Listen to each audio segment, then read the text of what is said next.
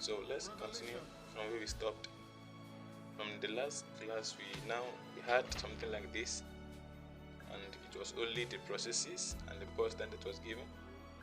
Okay, that is, we are still considering shortest job first. Okay, that is the non-preemptive mode of it.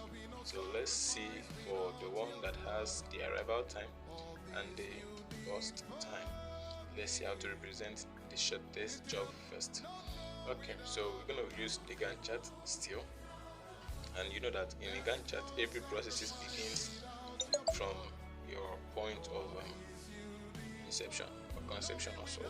So we had this one, there was nothing like point of conception, so we just began in the smallest job first.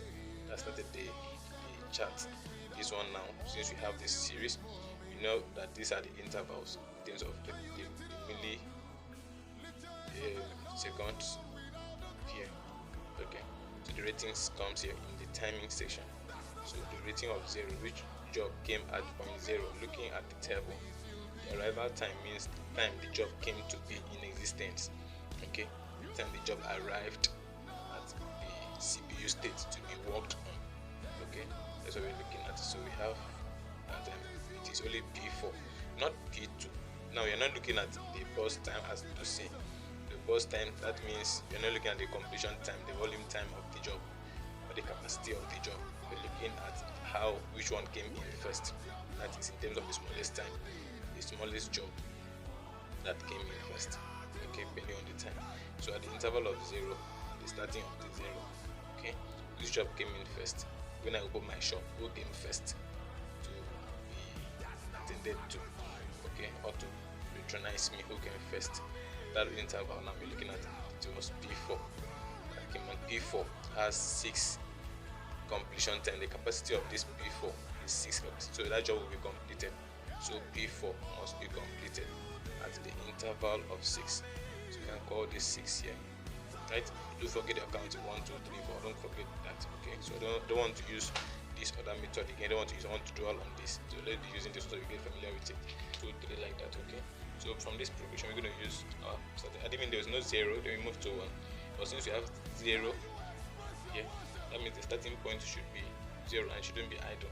So at P4 we have the interval of this. Okay, not minding the size of the job now, since the arrival time is given. We're not going to mind for the starter, for the first job, we're not going to mind the burst time, the size of the burst time. Afterwards, we're going to mind the size of the burst time. Okay, so now let's see. We have this as 0. Okay, so we're going to complete it since it is a shortest job first. That is the non-preemptive part of it. So we have that the first job that came into the system is P4, which had the average time or the burst time of 6. We have it to be 6. Don't forget that between 0 and 6 we have 1, 2, 3, 4, 5, 6, right? Okay, so we have this. The next job now, after this, now you're going to consider the burst time. Now from this now, which is the smallest burst time? The job with the smallest burst time. The job with the smallest burst time, we have a tie here. We have 2 jobs that is given the same burst time. So which one will we consider first? At this point now, we're going to consider the one that came first into the system. The one that came first into the system. Now look at the arrival time of this one is 2, while the arrival time of this one is 4. So we're going to pick the one that came first, 2. Okay, so that means from here we're going to add the arrival time of the burst time of 1 to 6. 1 plus 6 gives us 7. So here should give us 7. 7, we call it P1. The next one now is this one now. So we are done with this one. So we are left with this one now.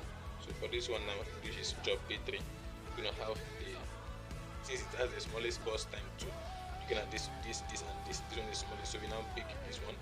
Okay, so 4, we have the burst time of this. So doing this 1 plus 7 gives us 8.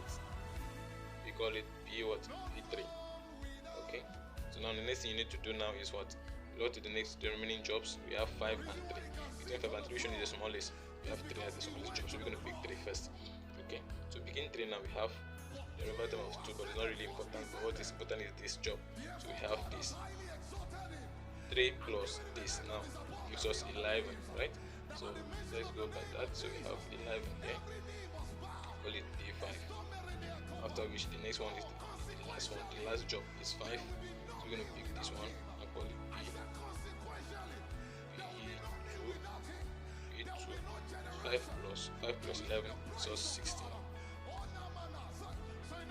16 here. 16 here, right? Okay. So we're going to stop there for now. After we see whatever thing we're going to do again. Just understand how to represent this first.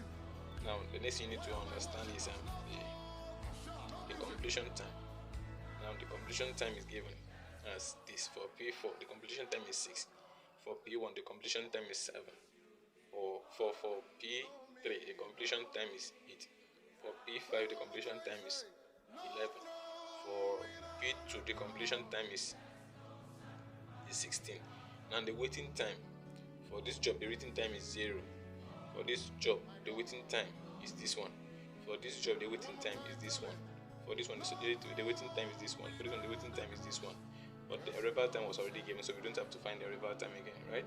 So just using that knowledge, you can easily form whatever thing you want to find.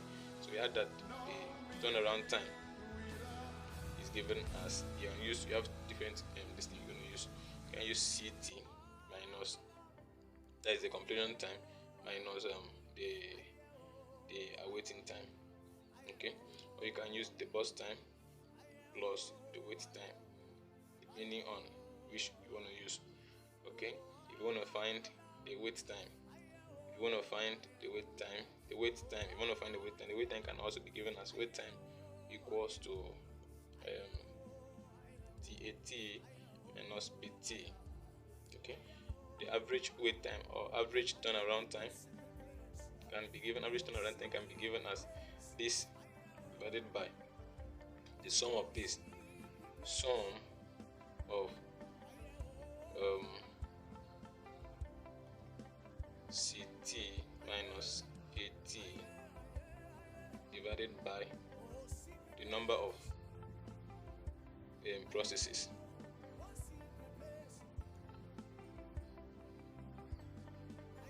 Okay, number of processes. For example, in this job we have how many processes? 1, 2, 3, 4, 5 processes.